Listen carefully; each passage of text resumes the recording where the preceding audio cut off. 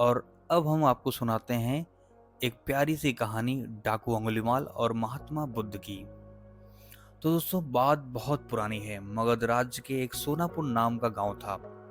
उस गांव के लोग शाम होते ही अपने घरों में आ जाते थे और सुबह होने से पहले कोई भी घर के बाहर कदम भी नहीं रखता था। इसका कारण था डाकू अंगुलीमाल। जी हाँ, डाकू अंगुलीमाल मगध के जंगलों की गुफा में रहता था। वह लोगों को लूटता था और जान से भी मार देता था। लोगों को डराने के लिए वह जिसे भी मारता उसकी एक उंगली काट लेता और उन उंगलियों की माला बनाकर पहनता था। इसलिए उसका नाम अंगुलीमाल पड़ गया। गांव के सभी लोग परेशान थे, कैसे इस डाकू के आतंक से छुटकारा मिले। एक दिन गौतम बुद्ध उस गांव में आए। गांव के लोग उनकी आवभगत करने लगे। गौतम बुद्ध ने देखा कि गांव के लोगों में किसी बात को लेकर दहशत फैली हुई है।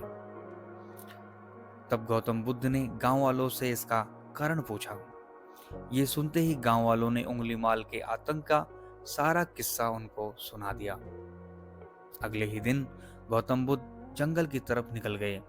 गांव वालों ने उन्हें बहुत रोका पर वो नहीं माने। बुद्ध को आते देख उंगलीमाल हाथों में तलवार लेकर खड़ा हो गया। पर बुद्ध उसकी गुफा के सामने से निकल गए। उन्होंने पलट कर भी नहीं देखा।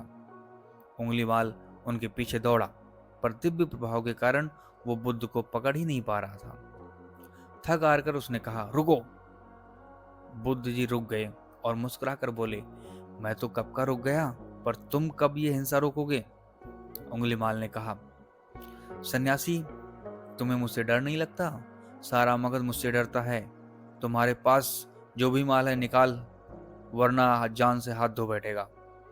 मैं इस राज का सबसे शक्तिशाली व्यक्ति हूँ। बुद्ध जरा भी नहीं घबराए और बोले, मैं ये कैसे मान लूं कि तुम इस राज्य के सबसे शक्तिशाली इंसान हो? तुम्हें ये साबित करके दिखाना होगा।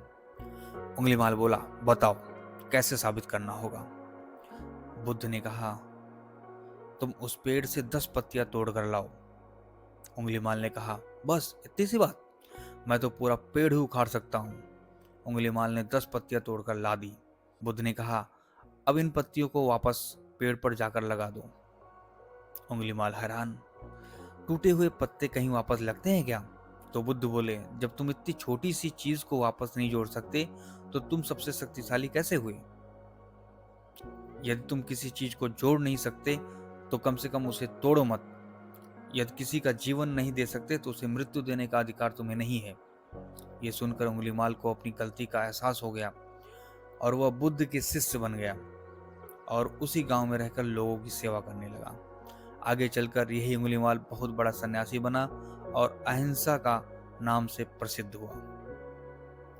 तो दोस्तों, ये थी आज की कहानी। आपको कैसी लगी डाकू उंगलीमाल और महात्मा बुद्ध की? कमेंट करके ज़रूर बताएं और अपने मित्रों दोस्तों के साथ इसको ज़रूर शेयर करें।